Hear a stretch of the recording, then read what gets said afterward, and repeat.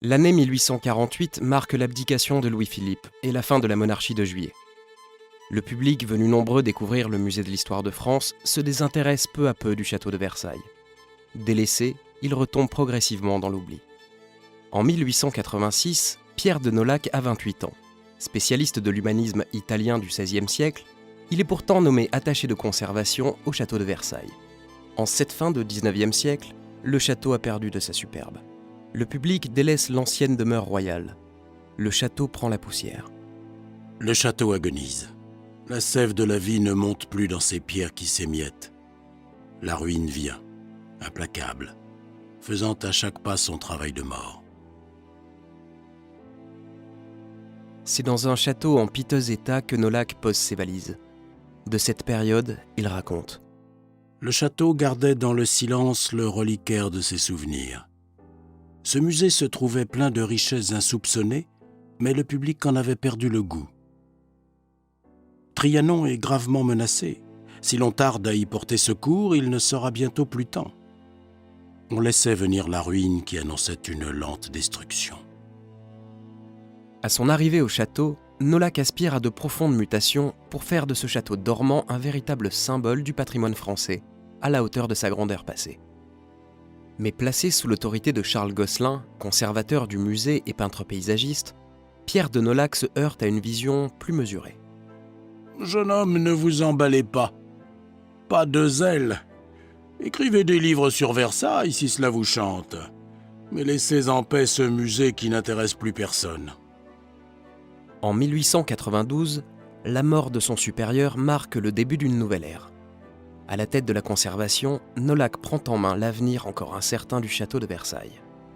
Contrairement à son prédécesseur et à rebours de l'action de Louis-Philippe, il entreprend un vaste chantier de restauration du domaine de Versailles et de réhabilitation de la demeure royale. Il consacre son temps à détruire ces parties du château construites dès 1830, cohérentes en leur temps mais à présent désuètes. Entre épuration des collections, réaménagement et récupération d'espace, c'est un nouveau musée de Versailles que Nolhac s'attelle à faire naître. La société avait définitivement adopté ce Versailles jadis dédaigné. L'ampleur du chantier amène Nolhac à réfléchir à de nouvelles manières de financer les nombreux chantiers des restaurations. Aidé de son adjoint André Perratet, il encourage les premiers actes de mécénat en faveur de la sauvegarde d'un patrimoine qu'il considère international. L'histoire retient le rôle joué par un homme de presse américain, James Gordon Bennett, que Nolhac rencontre à plusieurs reprises. Ce véritable francophile, passionné de Versailles, apporte une aide financière considérable au château. En 1907, Pierre de Nolhac assiste et encourage la fondation de la Société des Amis de Versailles. Dans ce domaine, opérations de conservation, enrichissement du musée, les Amis de Versailles constituent, dès leur début et encore aujourd'hui, un véritable pilier à la préservation de Versailles. Dans l'ombre de la présidence, Nolhac joue aussi un rôle diplomatique. De la reine Wilhelmine au tsar Nicolas II, en passant par Hakon VII ou Alphonse XIII, les visites diplomatiques à Versailles marquent le retour de la politique dans l'ancienne demeure des rois de France. En 1918, les années de guerre et l'inquiétant rapprochement du front l'amènent à organiser des départs d'œuvres dans le sud du pays et à camoufler le Grand Canal, afin d'éviter tout risque de bombardement.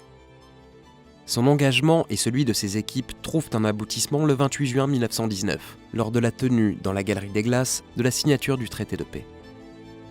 Après plus de 30 années à son service, Nolhac quitte définitivement le château de Versailles en 1920. Aucun devoir ne me liait plus. L'avenir de notre musée était assuré. J'avais accompli l'essentiel de l'œuvre entreprise en pleine jeunesse. Homme de lettres, poète, Nolhac trouve son dernier accomplissement en 1923 lors de son entrée à l'Académie française. Une consécration personnelle pour le fondateur du musée moderne de Versailles. L'histoire du château de Versailles est à jamais liée à celle de Pierre de Nolhac. Confiant en l'avenir, ce dernier quitte Versailles pour le musée parisien Jacques Marandré, où il s'éteint le 31 janvier 1936 à l'âge de 76 ans. Quand le printemps enchante pour d'autres le ciel de Paris, c'est dans Versailles que ma rêverie va le chercher.